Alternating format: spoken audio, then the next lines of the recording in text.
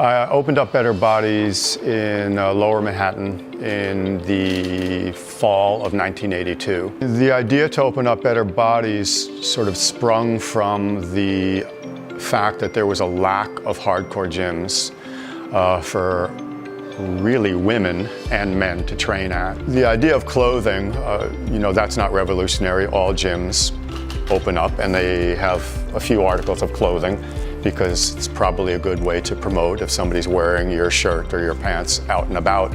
I also felt that people did love the name Better Bodies. It has a great alliteration. Ironically, it didn't have the word gym in the name, and there was a moment where that was an asset because early on, the idea of a hardcore gym to a beginner can be intimidating, where Better Bodies didn't really have that attached to it. And the logo did not have a big muscle man or a big hairy gorilla. It just was a really kind of a cool graphic of a barbell.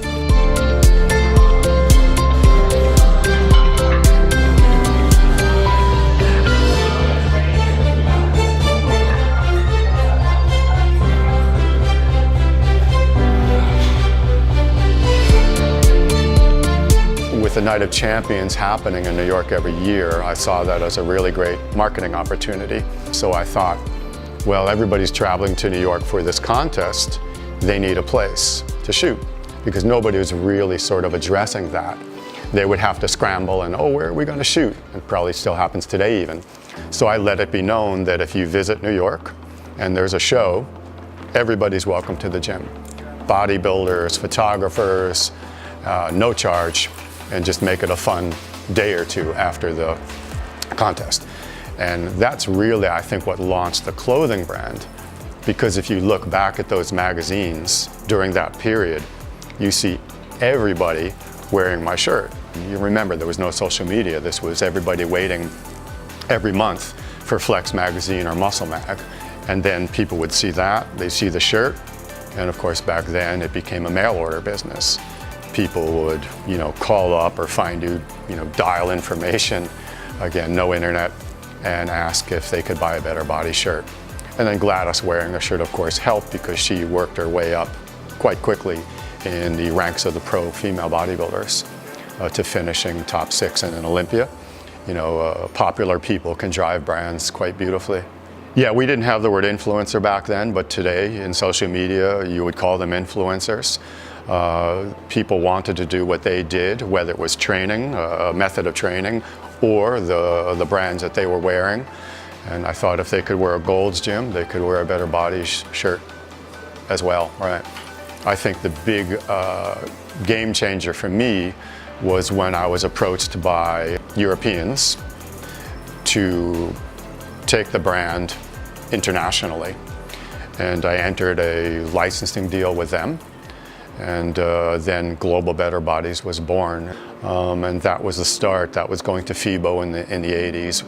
And really it became sort of a global brand at that point. Bodybuilding is seen as a very solo endeavor. You're training alone. Granted, you have a training partner, but it's still sort of solo. When you're on stage, you're alone.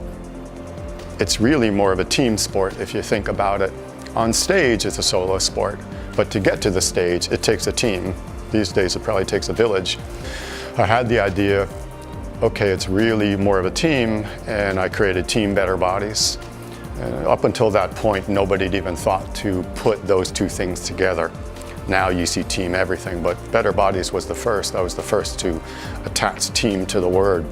The other cool thing about when it went global was the ability to do seasonal lines, which I had not done. My line was really quite basic, gym basics, and things expanded tremendously with that relationship that I developed.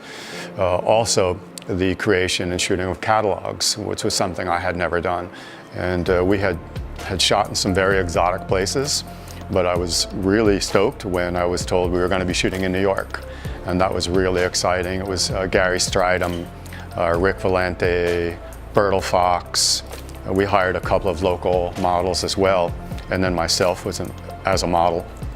And it was incredible. I mean, we just marched the bodybuilders out there and crowds just appeared. I mean, you can imagine Gary Strydom in a tank top in the middle of the Metropolitan Museum of Art in front, or, you know, wherever we were, Times Square. We really had huge crowds gathering, and there they were flexing and posing with that line of Better Bodies clothing. So it's just really exciting for me to be sitting here speaking about the history of Better Bodies.